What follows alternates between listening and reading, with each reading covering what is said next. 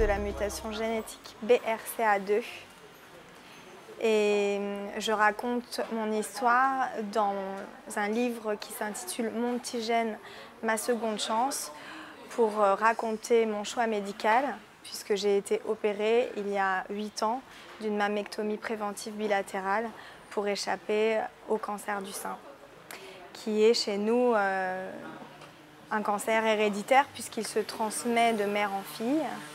Mon arrière-grand-mère, ma grand-mère et ma maman ont toutes développé avant l'âge de la quarantaine un cancer du sein qui a d'ailleurs emporté ma maman.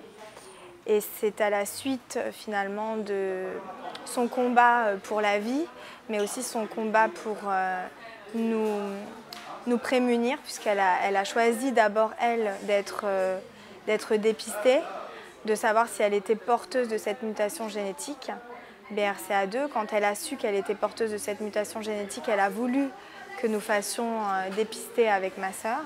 Donc comme moi j'étais l'aînée, j'ai pris les devants et à 24 ans, donc, j'ai appris que j'étais porteuse de cette mutation génétique, ce qui n'a pas été pour moi une surprise. Voilà. Pour moi, le cancer a toujours été dans les murs de la maison, a toujours été présent avec nous et en moi. J'ai toujours eu le sentiment de le porter, d'être presque malade. Donc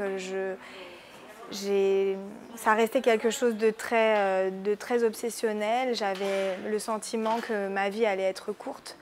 Et quand j'ai su que j'étais porteuse, finalement, ça a été pour moi un soulagement presque de me dire bah, enfin, je vais peut-être pouvoir trouver une solution pour éviter de tomber malade à mon tour.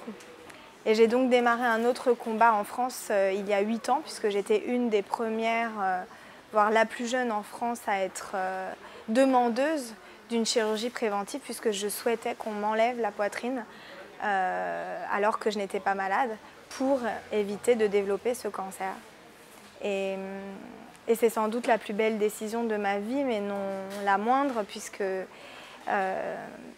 après cette opération, il a fallu un gros travail de reconstruction pour me reconnecter à ma féminité, pour aller de l'avant aussi, parce que c'est vrai que c'est une lourde épreuve et c'est une chirurgie qui est très mutilante, qui endommage beaucoup, puisque voilà, même si on se fait reconstruire, ce qui a été mon cas en cours d'intervention, c'est de la chirurgie de réparation. Donc on sait qu'on n'aura plus la même poitrine qu'avant, mais moi je savais pourquoi je l'avais fait et quel était le prix de ce sacrifice, et pour moi c'était la vie. Voilà, et c'était un message d'espoir, c'est pour ça que je témoigne aujourd'hui, parce que donc entre-temps, ma sœur a été dépistée, elle aussi, donc porteuse de la mutation génétique.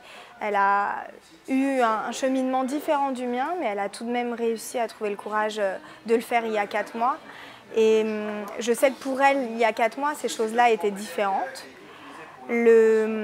L'opération s'est passée vraiment, je dirais, de manière tout à fait gérable. Voilà, elle a réussi vraiment à être beaucoup plus encadrée, beaucoup plus entourée, à mieux appréhender le sujet, parce que finalement on en avait parlé beaucoup aussi au cours du témoignage et du coming out, si je puis dire, d'Angelina Jolie. Donc c'est vrai qu'on sent que les femmes aujourd'hui sont prêtes à aller vers cette prévention, à faire évoluer toute cette dynamique autour des cancers héréditaires. Et c'est ça aussi mon message, c'est vraiment l'idée de dire que aujourd'hui, ce n'est pas une fin en soi, bien au contraire. On a des solutions, et des solutions qui permettent d'anticiper les choses plutôt que d'être dans la maladie et d'arriver peut-être pour certaines à un stade trop avancé, trop tard. Donc voilà, j'ai l'intention de monter une fondation pour aider ces familles à risque, pour la prise en charge du dépistage, les orienter dans ce cheminement que ce soit finalement pour les seins mais aussi pour les ovaires, puisque ces mutations génétiques pour l'instant, notamment le BRCA1 et le BRCA2, concernent les cancers féminins, mais il y a d'autres gènes qui existent. On va voir la recherche qui va de toute façon nous prouver qu'il y aura d'autres avancées, sans doute, peut-être même d'autres pistes thérapeutiques.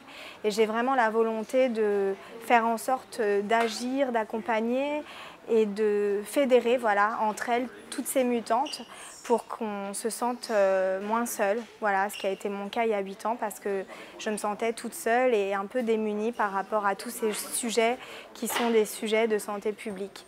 Donc voilà mon message et je suis heureuse d'avoir participé aujourd'hui à cette journée de sensibilisation sur la thématique de la prévention autour du cancer du sein parce que Octobre Rose, c'est un mois dans l'année, mais c'est vrai qu'il faut qu'il y ait des forces vives et des actions qui se mènent tout au long de l'année pour qu'on puisse avancer et faire reculer le cancer. Voilà.